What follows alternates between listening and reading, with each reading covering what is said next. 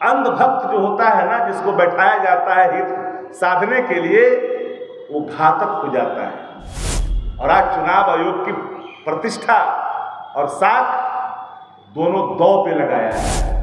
तो आधार कार्ड में 15 तारीख को जो 15 अगस्त को एक तब्दीलियों का जो नोटिफिकेशन हमने देखा, तो हमारी मनसा भारतीय जनता पार्टी को समझने में देर नहीं लगाई।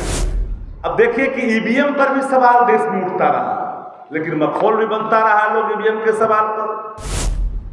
आज तक भारतीय जनता पार्टी इतने दिनों से अगर जहां सत्ता में है तो सिर्फ वोट की चोरी करके है।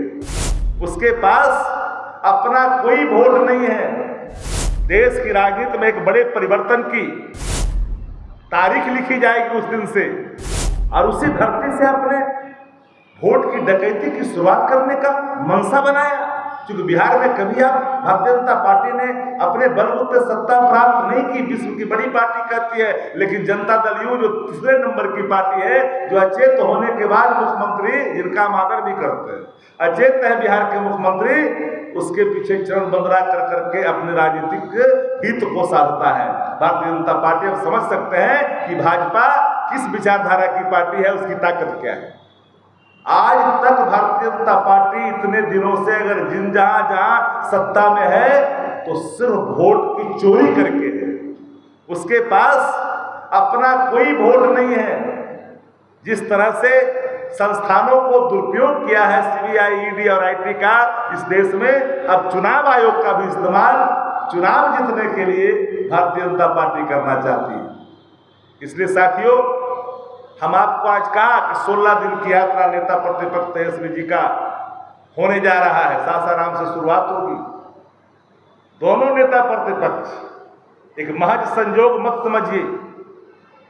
देश की राजनीति में एक बड़े परिवर्तन की तारीख लिखी जाएगी उस दिन से, जहां वोट के अधिकार की रक्षा के लिए लोग बिहार जितने भी लोग हैं, किसी धर्म और किसी मजहब के मानने वाले लोग हैं, किसी जाति के हैं, औरत हो या मर्द हो, सबके वोटों का अधिकार की रक्षा का संकल्प है, निहित है, और उसको लेकर के यात्रा पर निकल रहे हैं। इसलिए हमको लगा कि आप लोगों को जो आधार, जो पहचान की बात की जा रही है, एकाएक परिवर्तन करने का जो निर्णय, इसके पीछे की मंशा मोबाइल वोटरों को उसमें नामित करने का है। एक व्यक्ति 5 वर्ष में एक बार वोट देता है विधायक के लिए, एक बार देता है लोकसभा के लिए, अगर मध्यावधि चुनाव नहीं हो तो, और फिर अपने पंचायतों में देता है। लेकिन एक ही व्यक्ति कोई गुजरात में दे, कोई पटना में आके दे, फिर जहां जहां चुनाव हो वहां नाम नामित करके दे, तो ये मोबाइल वोटर भी एक खतरा है। इस पर भी पूरी चौकीदारी करने की जरूरत है। बिहार के तमाम लोगों के, तमाम बूथों पर रहने वाले हो संबंध कार्यकर्ता, चाहे किसी दल के हो, लेकिन इतनी बात ख्याल करनी चाहिए कि आपके बूथों पर कोई फर्जी बाहर के लोग आकर करके वोट ना बने।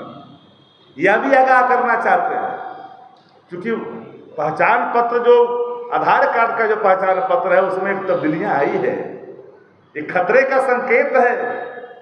मेरा बाप का नाम नहीं रहेगा, मेरी माँ का नाम नहीं रहेगा। राम कौन है, श्याम कौन है, घनश्याम कौन है, रमेश कौन है, दिनेश कौन है, गणेश कौन है, प्रीतम कौन है, रंजन कौन है, हैप्पी कौन है, कैसे पहचान होगी? इसमें कौन सी गोपनीयता की बात आ गई है कि गोपनीयता रखा जाएगा? ये अमेंडमेंट एक और हेरा फेरी के द्वारों को खोलता है। क्योंकि पहले से आधार को जब हम लोग इंक्लूड करने की बात कर रहे थे, उसको जानबूझ करके एक्सक्लूड किया गया था, उसे हटाया गया था। अब मान लीजिए, अब तो बातें आ गई है, तो पहले लोग मजाक बना रहे थे। अब पता है कि जिसका नाम बाहर जाएगा, विदेश चल जाएगा, मान लीजिए बगल में नेपाल चला गया घूमने के लिए, बर्मा भूटान चला गया, पूछ देगा आपसे कि आप कौन, तो बोलिएगा मेरा नाम हैप्पी है, रंजन है। कहाँ से आए हैं? तो भारत से आए हैं। आपके पास कोई पहचान दिखाएगा? आधार। बोलो नो, आपके यहाँ तो आधार की कोई मान्यता ही नहीं है। तो बोलेगा पासपोर्ट, तो बोला पासपोर्ट कैसे बनाए हो, तो आधार से। बोला ये नहीं मानेंगे भाई, तो बना है आधार से। तो कहेगा आवास का तो मानिएगा, तो बोला ये कैसे बना है, बोला ये बना है आधार से। कहा कि मैं नहीं मानूंगा। तो आखिरकार आप देश की मतदाता को किस जगह ला के खड़ा करना चाहते हैं? यही सवाल तो सुप्रीम कोर्ट ने भी गंभीरता से लिया। ये सवाल किसी एक का नहीं है।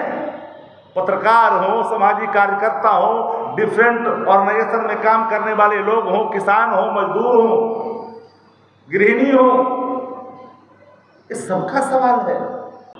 और इतनी महत्वपूर्ण हुई, कई संगठनों ने, कई प्लेटफॉर्मों ने इसको गंभीरता से लिया। उच्चतम न्यायालय ने तो सभी विपक्ष की बातों को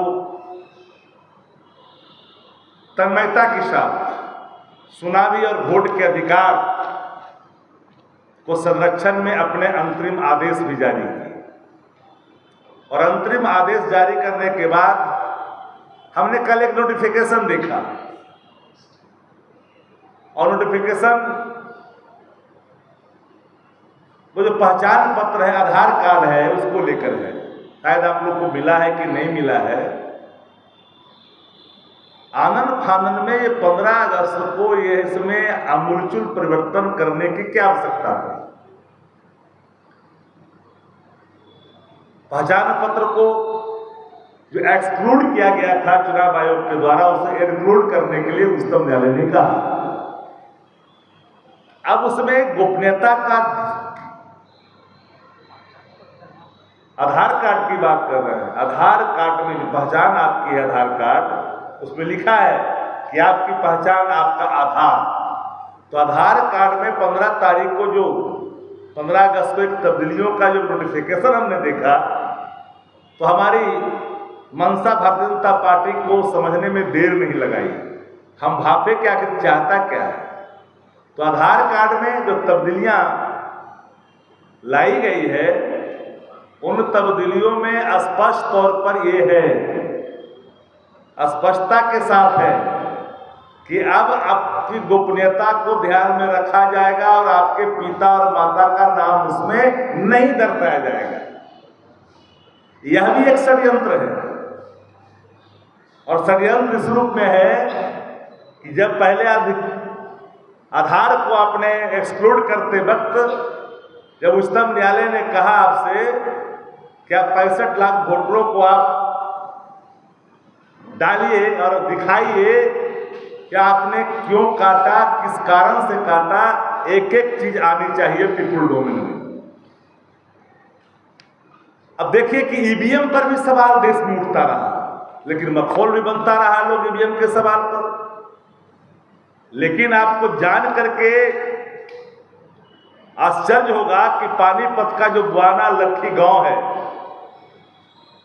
वहां के सरपंच मोहित चुनाव लड़े थे और उन्हें हरा दिया गया था मतगणना में, जैसे शक्ति सिंह यादव को 12 वोट से हरा दिया था, उसी तरह से उन्हें हटा दिया गया। हमें भी हराया गया 12 वोट से। न्याय नहीं मिला, क्योंकि वह हराने में भूमिका रही अधिकारियों की। गणना में फेर बदल किया गया, काउंटिंग में, जोड़ने में। और वही मामला आज मोहित के साथ न्याय मिला उच्चतम न्यायालय में।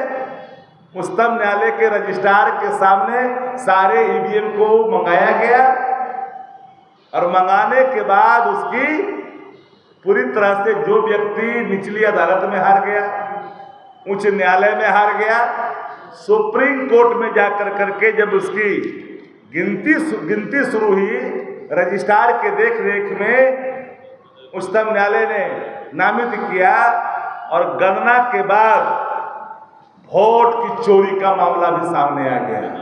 जो हारा हुआ व्यक्ति था वो व्यक्ति जीता और बुआना लखी गांव में उसको वहां के लोगों ने उसका स्वागत और अभिनंदन किया। हम ये बात इसलिए कह रहे हैं कि वोट का चोरी का मामला आज देश भर में पूरी गंभीरता के साथ देश के मतदाताओं ने लिखा है। देखो, इसको स्वीकारा है कि वोट की चोरी हो रही है। बिहार में एसआईआर की प्रक्रिया शुरू हुई। एसआईआर की प्रक्रिया में शुरू दिन से ही नेता प्रतिपक्ष ने मंशा को भांपा। एक बार भी चुनाव आयोग सामने आकर करके विपक्ष के सवालों के, आम जनता के सवालों को कोई जवाब बिल्कुल डोमेन में नहीं रखा मीडिया के माध्यम से। यह भी एक अनोखी घटना है। 1950 में जब से गठन हुआ चुनाव आयोग का, तब से लेकर आज तक इस देश में पहली ऐसी घटना है कि चुनाव आयोग की साखें और चुनाव आयोग की साख को mister Gupta, election commission of India, उन्होंने मिट्टी में मिलाया है। कभी कभी अंधभक्त जो होता है ना, जिसको बैठाया जाता है हित साधने के लिए, वो घातक हो जाता है। और आज चुनाव आयोग की प्रतिष्ठा और साख दोनों दांव पे लगाया है। उच्चतम न्यायालय के अंतरिम आदेश के बाद कई तरह की खलबलियां हैं। इसलिए हमने तीनों बातों को कोरिलेट करके कहा कि भाई, एक देखिए घटना सरपंच का, मोहित का, जो बुआना लखी गांव का है, जहां काउंटिंग में हरा दिया जाता है। चुनाव आयोग के अधिकारियों के द्वारा गिनती में फेरबदल की जाती है, काउंटिंग में फेरबदल की जाती है, उच्चतम न्यायालय से न्याय मिलता है। ये साधारण बात नहीं है। यह चुनाव आयोग के मुंह पर एक बड़ा तमाचा है।